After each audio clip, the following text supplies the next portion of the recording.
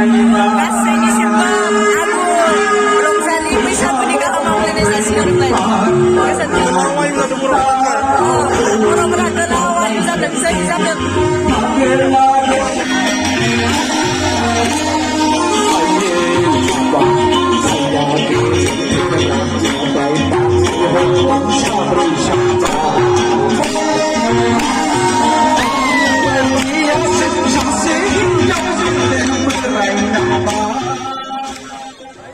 बन्दुफोर मानास सेरफां चेनेलाव नोंथांमोनखौ बरायबाय बर्तमान दा जों उपाय गैया नुबाय थागोन दिल्लीयाव नोंसोरल' दंफैनाय रखम दा रावबोआनो गैयाबा माथो खालामो दिल्ली हाटआव दा दुलाराय बर' फरायसा आफादनि फ्रि बैसागु दिल्ली बर' एस'सियेसननि माने जथायै बेयाव आगु बैसागो खुंनो थाखाय लाहार फाहार खालामनाय जादों बेवहाय गोबां बर'फोर दंफैयो आसामनिफ्राय नङा गुबुन जायगाफोरनिफ्राय बेवहाय गोबां बर' दंफैयो बे दिल्लीयाव स' बेवहाय बे दिल्ली हाट जेराव प्रग्राम जादों बेयाव हाबनो थाखाय सासेयाव 30 थाखा खरै 30 खरै टिकेट दाननांगौ टिकेट दानना हाबनांगौ बेवहाय मा होनो टिकेटखौ गासै बे कमिटिनो आगु बैसाग खुंफुं आफादनो 300 ना 300टा फ्रि होदों आरो बेवहाय मानसिया गोबां जानायलाय बेखौ माखासेखौ टिकेट दानना हाबनांदों आरो बेनिखायनो फ्राय मानसिया टिकेट दाननांबाय बेवहाय 30 खरै टिकेट लादों स' नोंथांमोननो बिनि नुथायफोरखौ दिन्थिगोन स' लोगोफोर नायलांबाय थादो दायो जों सिङाव हाबलांनोसै आरो नोंथांमोननो जेसेबां हायो सिंनि भिउखौ नोंथांमोननो दिन्थिनो थाखाय नाजानोसै नानिखौ लोगो मोनदों बिनानावा जोंनि गबरसनानिनो बाक्सा गबरसनानिनो नानि मा नाम निमुआ बिननिता गयारि थारमाने बिथांनि बिफाखौ जों सिनायो बिथांनि बिफाया मा मावो डक्टर मावो जे जोंनि निमुआ हस्पिटालाव ना बिनानावखौ आं नुफेराखैमोन ना खिन्थु बिनानावा आंखौ सिनायो ना मा फरायदों बिनानाव दिल्लीयाव थारमाने बेहायनो थायो बेनिफ्राय दा खौरां नायनो फैदों न'आव थांथ'वा नेक्स्ट मान्थनिफ्राय दुर्गा फुजायाव लाखि जानानै लोगो मोनो ओमफ्राय बियो नोंहानि लोगो गोजा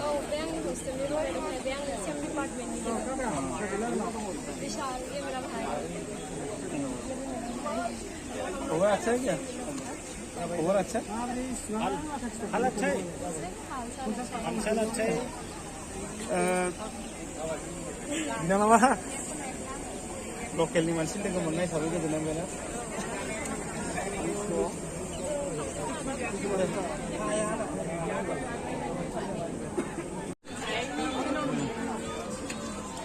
सिङाव माबायदि सिनारि दंनाय बे मिटिं जाग्रा केम्पासाव गलाफोरबो दं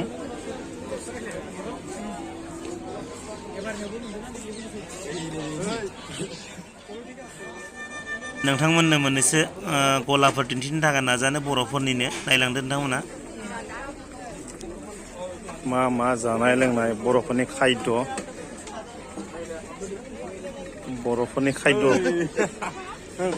बस माखा मा बुस्थु होलांखागोन नामा दिनैखौबो जाग्रो इन्दि खुन्दुंनि नामा दे मब्ला फैनाय नोंसोरलाय बे ना दिल्लीनिखा मा जायगा रौता उदालगुरि भारा होनांगौ ना मादै भारा होनाङा ना मा दाम बेफोरलाय बेसे 2000 कटा मा दाम बियो 4,500 बहानिफ्राय फैदो क'क्राझार सेल जाङा जायाखै थाग्रा थाया बायदि गारि भारा फ्रि नामा नोंसिनिया ट्रेनजों फैदों ना फ्लाइटजों फैदों फ्लाइटजों उथिना उथिया उथिनांगौथ' ना उथिनांगौमोन लांजोबबाथ' जागोन नायनोसै दा मारै जायो लांजोबा दिल्लीयाव गारना गालांजोबनांगोन नामा मा मा बायनो बर'नि आइटेम आरो बेयो नै इन्दिनि होननानै इन्दिनि गस्ला नामा औ इन्दिनि मोजां दोना इन्दि नङा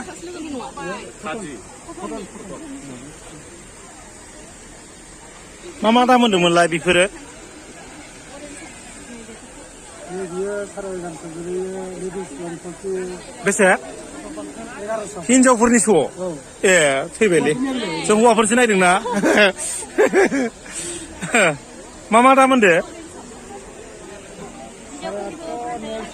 बायबाय नामा नोंसोर आरो बायबायना नोंसोरो हा हा औ थैना दंमोन आं एसे बेस्थ'मोन ना ओंखायनो मा बायखो नोंसोरो मा बायखो मा बायदो दे बाय अफार होदोंबा दिल्लीनि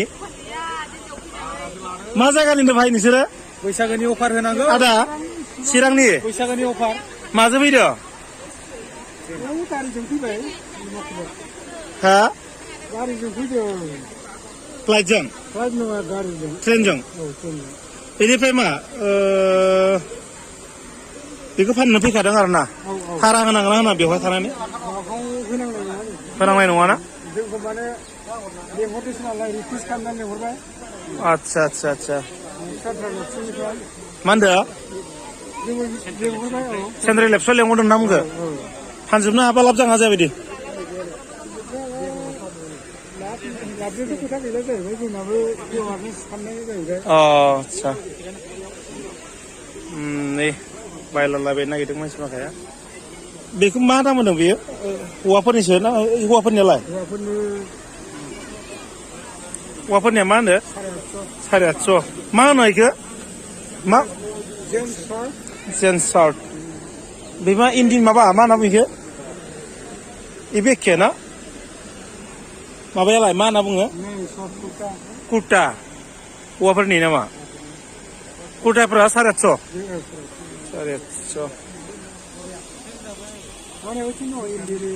अबे इन्डिनि कर्टआ बेसे गाहाम 4,500 बायदोंना बायाखै आदसा गोजोन सुदेम आरा बारलांथों आफा गसाइ संसाराव गोजोन सुदेम आरा बारलांथों आफा गसाइ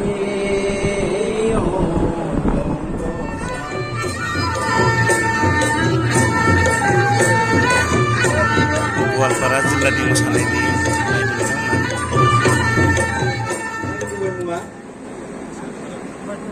जोंनि गेजेराव दङ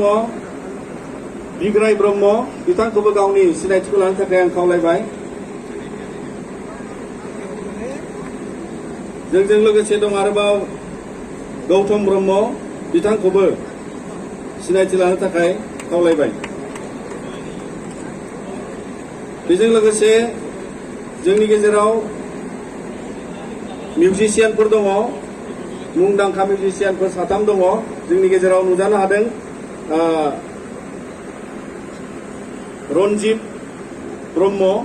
बिथांखौ आं गावनि सिनायथिखौ लानो थाखाय खावलायबाय रनजित बर' सरि बिनि उनाव रनसिं नार्जारि पियानिस्ट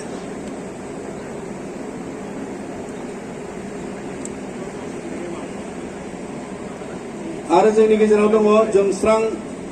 बरगयारि जोंस्रां ब्रह्म सरि अदेबानि फैलाजे बरगयारि आं बिथांखौ गावनि सिनायथिखौ लानो थाखाय खावलायबाय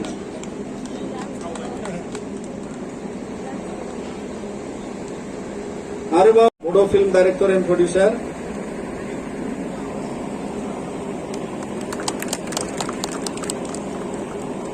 जोंजों लोगोसे दङ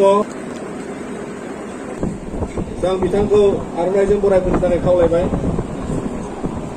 जौसाङाव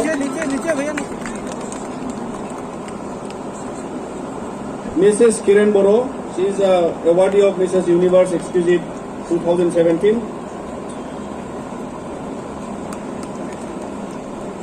Thank you. जोंनि गेजेराव जोंनि हालामनिफ्राय सफैनो हानाय MLA EM बिथांमोन दं बिथांमोनखौ फारियै मुंख'लांनो सानदों श्री जलेन दैमारी MLA बिथांखौबो गावनि सिनायथिखौ होनो थाखाय खावलायबाय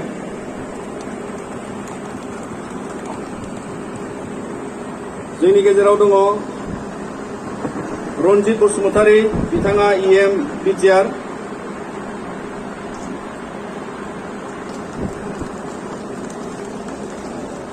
आरोबाव दङ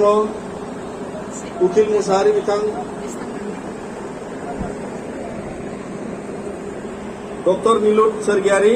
EM बिटिआर बिथांखौबो गावनि सिनायथिखौ लानो खावलायबाय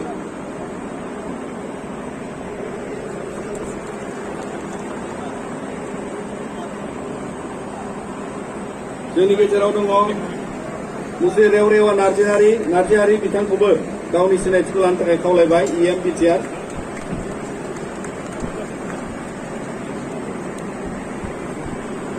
जोंनि गेजेराव आरोबाव आलासि सफैनो हादों Manish Singh wise chairman Delhi cantonment board मैं सर को भी अनुरोध करता हूं आपका परिचय देने के लिए मनीष सिंह है wise chairman Delhi cantonment board दायो दिल्ली हादर खुंफुंनाय फ्रि बैसागुआव लोगो मोनबाय जेसास टाइगर भाई मा बुंगोन बे समाव दिल्लीयाव खुंनाय बे फ्रि बैसागुआव लोगो मोनलायनानै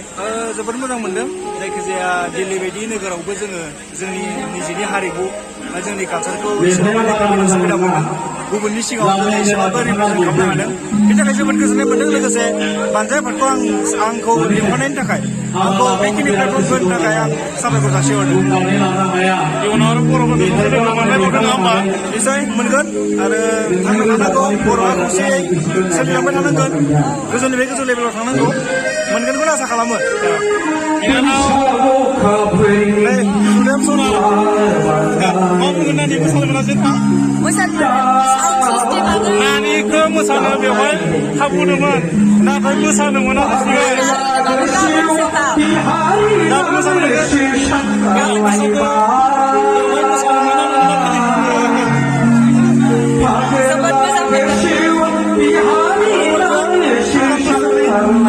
गासैनि सिमबो आगु रंजालि बैसागुनि गाहाम हामलायनाय जासिहरबाय बर'फोरा गोलाव आयु जाथों जै जाथों